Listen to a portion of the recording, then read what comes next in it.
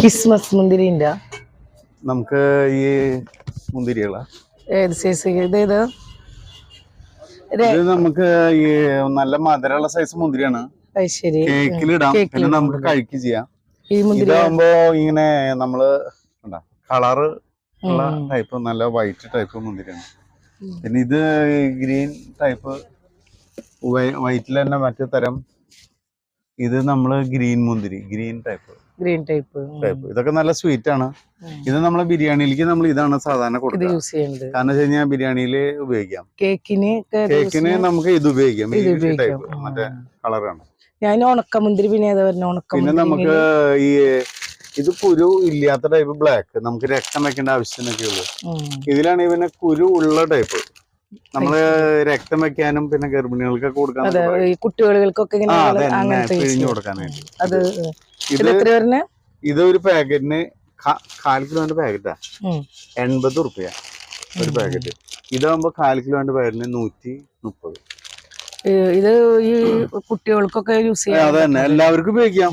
ഗർഭിണികൾക്കൊക്കെ നമ്മൾ ഉപയോഗിക്കില്ല, ഡോക്ടർമാരൊക്കെ എഴുതില്ലേ, രക്തം വെക്കാനായിട്ട് ഉപയോഗിക്കുന്നത്. നല്ല മുന്തിരി. ഇത് 80, ഇത് 130. ഇതൊക്കെ ഗ്രാമുകളൊക്കെ ഒന്ന് തന്നെയല്ലേ? ഇത് 250. ഇതൊക്കെ നമുക്ക് 100 ഗ്രാം, 1/2 കിലോ, 1 കിലോ തരാം. നമുക്ക് കേക്കിന്റെ ആവശ്യമാണെങ്കിൽ നമുക്ക് ഇത് കൊണ്ടുപോകാം. നല്ല സ്വീറ്റ് ആണ്, കഴിച്ചു നോക്കിയോളൂ. നല്ല മധുരമുള്ള kg വരുന്നേ? അത് 200 രൂപ തന്നെ ഉള്ളു. നല്ല ഐറ്റാണ്.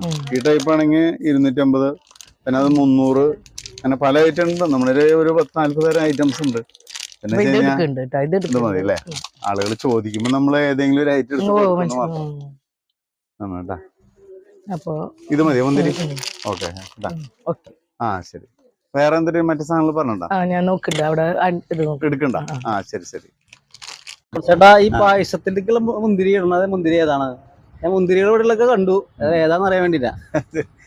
അതില് പായസത്തിലേക്ക് എല്ലാ മുന്തിരി ഇടാം. പിന്നെ പായസത്തിൽ പരമാവധി ചെറിയ മുന്തിരി ഇടാൻ നമുക്ക് നല്ലത്. ഗ്രീൻ മുന്തിരി എന്ന് പറയും. അതാകുമ്പോ മധുരം ഉണ്ടാവും. മറ്റേ ഈ ബിരിയാണിക്ക് ഇടുന്ന മുന്തിരി വലിപ്പം കൂടുതലായിരിക്കും. ഞാൻ വറുത്ത് വരുമ്പോ അത് ചുങ്ങിയൊക്കെ വന്നാൽ ഇത്തിരി വലിപ്പം ഉണ്ടാവണം. പായസത്തിലേക്ക് ഇടുമ്പോ ചെറിയ മുന്തിരി മതി, ഗ്രീൻ മുന്തിരി. മറ്റേ ബിരിയാണിക്ക് ഇടുന്ന പുളിയുള്ളതാണെങ്കിലും കുഴപ്പമില്ല, ടേസ്റ്റ് കൂടുതൽ ചെയ്യാം ബിരിയാണിക്ക്. പക്ഷെ പായസത്തിലാകുമ്പോ ഒരു മധുരമുള്ള മുന്തിരി വേണം.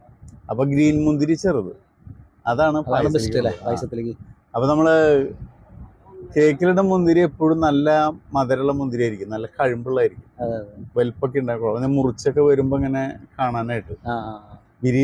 ബിരിയാണിയിലാണെങ്കിൽ വെള്ള മുന്തിരി ശരിക്കും പറഞ്ഞു കഴിഞ്ഞാൽ വറുത്ത് ഫ്രൈ ആയിട്ട് വരുമ്പോ ഒരു റോസ് കളർ വരും.